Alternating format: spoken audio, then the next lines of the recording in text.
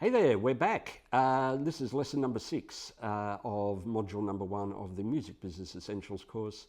Module number 1, of course, is called Thinking About the Business of Music, which I'm really glad that we are now doing. And lesson number 6 is somewhat mischievously described as the other magic trick, or it might be magic tricks. We'll see what I mean by that as we go along. Now, in order to set up this lesson, we need to do a quick recap from a couple of things from earlier lessons. Here's one. Now, this is a comment that was made by me in relation to Bruce Springsteen's comment that he has a magic trick that he performs as an artist. And this is what I said. It's the same magic trick that you all have, even if you don't know it yet. The ability through your words and music, a riff, a primal beat, a heart-aching melody, a chord, a turn of phrase, a moment of clarity, a pose, a dance step, or even a carefully choreographed raising of an eyebrow to do something I could never do. As a musician, you have the ability to make people smile, to tap their feet, to dance, to laugh, to punch the air, to fight, hopefully not too much fighting, rebel against the government, we're into that, seek the truth, and maybe if you're really good at what you do, you can even encourage people to, I think I nicely described it as make romance. All right, so that's what you're able to do. That is a magic trick. Then let's recap something that a great music executive, Colin Daniels, said. We do 4 things. We do what an artist doesn't want to do, what an artist doesn't know how to do, what an artist doesn't have the time to do, or what an artist doesn't think of doing. Colin said, I'm in the service business. I serve the artist. So this is 2 different viewpoints, the magic trick that the artist themselves performs, and then the services that the music industry provides to those artists. All right. But what I'm here to say in this lesson is that there is also magic in what the best and most skillful and talented music business people do. The magic isn't confined to the creators of the music. So, if you're a busker on the streets of New York or LA or Melbourne or anywhere, the process that gets you from busking on the street to playing at Coachella or Austin City Limits or Glastonbury or whatever is an extraordinary journey. If you're a bedroom producer who one day ends up on the top of the Billboard dance charts, or if you're a serious young kid at the Melbourne Conservatory of Music and you end up being the lead in a Broadway musical, that is an extraordinary journey, an extraordinary transformation. And to me, that is also a magic trick. Talk about pulling a rabbit out of your hat. This is another set of magic tricks. So how that happens, how that artist goes from unknown to world famous, requires all sorts of levers and pulleys and smoke and mirrors and behind the scenes actions from people who have their own set of skills and tools.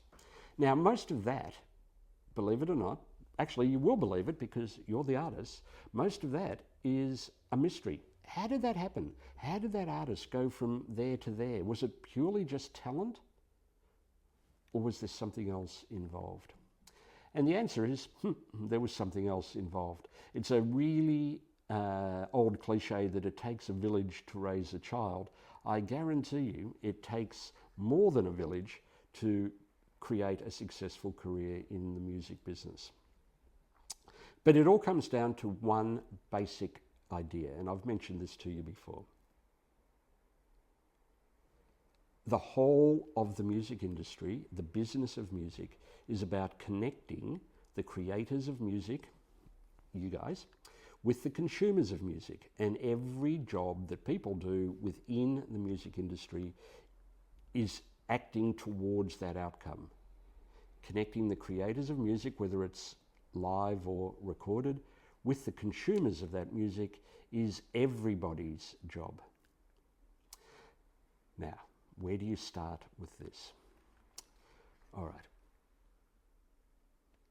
In the last class, I said, and taking on Colin Daniels' comment, that there are service providers popping up everywhere offering to assist an artist to connect with the consumers for their music. Now, you have a lot of choices. You can do things yourself, you can pay somebody else to do it, or you can pay somebody else to facilitate somebody else to take their step in that process. Now, you have to ask yourself, all right, is this worth spending my money on? Some things are. Not everything is a scam, as I tried to suggest to you in the last class. Most things are not. Most things are just simply services that you have the option of choosing to pay for or not. Now, that should give you a perspective. But there's also another bit of confusion about how this works. A lot of the people that are in the music industry don't actually think of themselves as being in the music industry. That's confusing. Let's explain what I mean by that. It's an ecosystem. There are lots of different people involved providing lots of different services. Sometimes those services are provided entirely to the music industry, and sometimes they're provided to a variety of industries. So ask yourself the question, is a radio station actually in the music industry? In Australia, we have a national broadcaster called N.W.A. And if you asked most artists in Australia, what do they want to do more than anything? And the answer would be, oh, we want to get played on N.W.A. Artists want to get played on that radio station plays the artist's music. So you'd think, well, you know, they're a part of the music industry. But are they? Is a radio station actually part of the music industry, or are they in the media industry and their job is to sell advertising to commercial partners? Radio is not there to make artists successful. Spotify is not there to generate income for artists. Spotify is there to generate income for, wait for it, Spotify. And that's kind of logical when you stop and think about it. If you provide portaloos, is that an Australian term? I don't know if that's going to translate. Portable bathrooms. If you provide portable bathrooms to a music festival, are you in the music industry or are you in the, let's call it the sanitation industry? If you go to a printer who prints t-shirts and you get your artist t-shirts printed, your merch, are you dealing with somebody in the music industry? Or are you dealing with somebody in the apparel industry? If you walk into a live venue, are you actually walking into a business that operates in the music industry, or are you walking into a business that operates in the beverage and food sales industry? Now, does it really matter what industry they perceive themselves as being? Maybe not, but what I want you to think about is that the music industry often consists of such a wide variety of businesses and business models, all of which are important to the music industry, but maybe that's not their prime purpose or their prime function. So this is where this partner mindshare idea comes in again. The idea that you don't need to approach a radio station because you think that you deserve to get played on their radio station. That will help your career. Absolutely, 100% it will help your career. You know, even in these modern times, getting radio airplay is a good thing, but getting radio airplay, giving you radio airplay, doesn't actually help the radio station.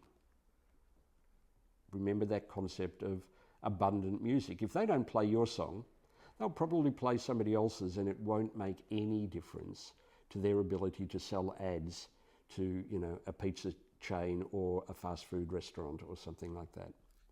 So you have to try and get this idea through your head that these businesses don't exist to make you famous, rich, successful, or happy.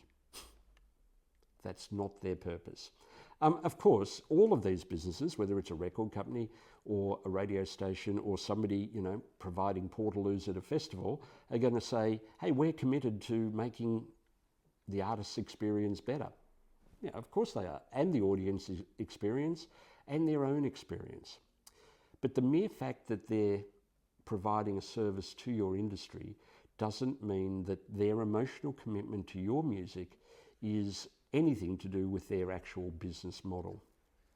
So, hopefully, for a few of you now, the moment has happened where you go, okay, I get it now. It's actually not about me. Your career is clearly about you, but their business is not necessarily about you. And the moment you realise that, and the moment you make peace with it and recognise that that's part of the environment that you're in, you then allow these people and these businesses to perform their magic tricks. And those magic tricks are things that will take you from unknown to the main stage at Glastonbury, if in fact that's the aim that you have in your career. It may not be. All right, so in that context, let's again talk about this idea of the music industries plural. There are two quite distinct music industries, the live music industry and the recorded music industry. At the heart of both of those industries is a similar product, music, but one of them is a product being live music and the other one is a product being recorded music.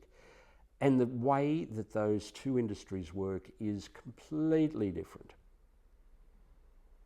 One of them is about bums on seats, and the other one is about creating intellectual property assets called sound recordings and selling and exploiting those sound recordings. They're very, very different business models. Now, do they relate to each other? Of course they do. The same artists make records as the ones that perform live, or in most cases that's the case. However, they're very different. And if you even just pause for a moment and ask yourself, what does the recorded music industry do? And what does the live music industry do? And I would think you'd pretty quickly recognise very different things. So, with that in mind, this is almost at the end of our investigation into how you can think about the business of music. We haven't got too far to go on that now. These are the thoughts that I want you to take away from this particular lesson. We can describe the music industry as the business of connecting the creators of music with the consumers of music, but even if you participate in that process, the lines are still a bit blurry whether you're actually in the music industry or not. For artists to recognise this is so important. They recognise that while they provide the core product of both these industries, and that is music, the other participants in the industry often don't even consider themselves to be part of the music industry. They consider themselves to be part of other industries that provide service to the music industry. Usually the people involved in the music industry are passionate about music, and that brings a whole different texture and flavour to your interactions and relationships in that industry. So you put all those things together, and I hope at this point you're thinking about the music industry in a vastly different way than how you thought about it 6 lessons ago. We're almost there for Module 1. One more lesson to go, and I look forward to seeing you in that one. Thanks a lot.